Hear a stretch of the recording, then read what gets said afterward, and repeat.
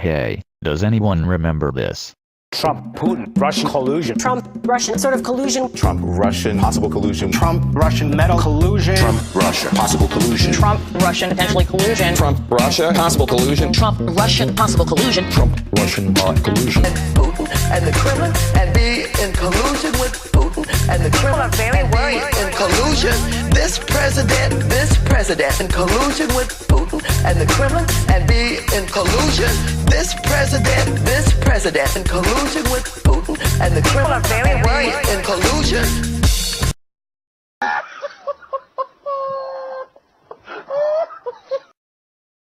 Hello folks, as you can see I'm in a fairly good mood. Finally it seems the tide is turning against the deep state, and the lunatic fringe of the Democrat Party in charge of Congress.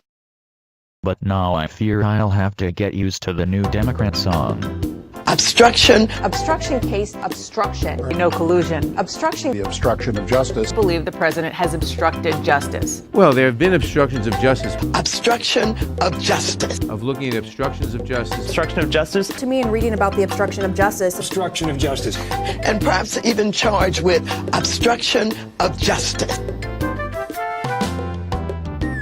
My name is Frank, and this is Really Frank News. Let's get to it. As you can see, obstruction of justice is now the Democrats' new attack against the president, and you can bet that they will jam it down our throats for the next 2 years. Robert Mueller says in plain words that there was no collusion between the Russian government and anyone on the Trump campaign, and no involvement with the president in any way colluding with Russia. Now the Democrats are actually insinuating that Mueller, who just a few days ago was their superhero, may be involved in a cover-up to hide criminal activity by Donald Trump. When are people going to get tired of this stupidity? They say Trump wants to hide the report from the public. The public have a right to see the Mueller report. I don't mind. I mean, frankly, I told the House, if you want, let them see it. I want to see the report. And you know who want to see it? The tens of millions of people that love the fact that we have the greatest economy we've ever had. I've been saying it for a while. I mean, just put it all out there. Yeah. Put it all out there. How about don't redact anything? Let it come out. Let people see it. That's up to the Attorney General. We have a very good Attorney General. He's a very highly respected man. And we'll see what happens. Remember back in 2014, the Democrats wanted a special prosecutor to look into the criminal activity of President Trump. Now listen to Adam Schiff today. The investigation is a criminal investigation.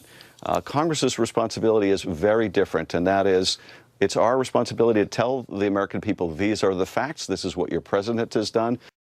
In other words, Mueller's report was only a criminal report, but it's Congress's job to smear the president and his family when the report finds no criminal offenses.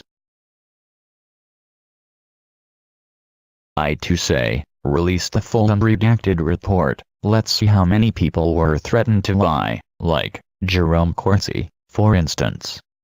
Jerome Corsi, though, has not backed down. Instead, today he filed a criminal complaint against Robert Mueller. He alleges gross misconduct by the Special Prosecutor's Office. Jerome Corsi joins us tonight to explain. Mr. Corsi, thank you very much for coming on. Well, now, when last we spoke, my understanding was from a previous conversation that you had made a mistake. You say you forgot the date of an email that you forwarded, and that you went and told the Special Prosecutor's Office that you made that mistake, and they allowed you to amend your testimony. They allowed it. But then at a later time, when you didn't say what they wanted you to say, they came back and threatened to prosecute you for lying in the first iteration of your testimony. Is that correct? Yes, actually, I had not seen my 2016 emails. I hadn't reloaded them the first day of testimony. I'd forgotten about 2 emails.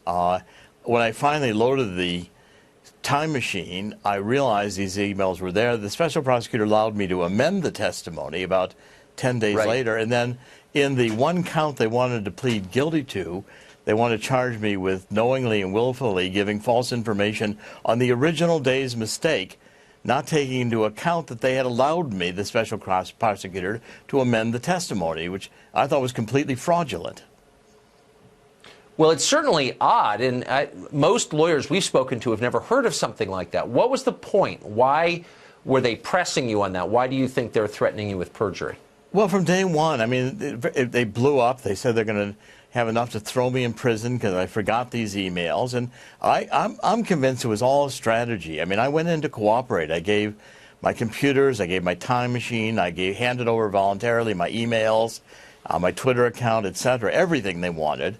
And now the first day, it's a memory test, and I don't get the memory test right, and suddenly I'm going to be thrown in prison for the rest of my life. It's an intimidation tactic, and I'm quite convinced it's intentional.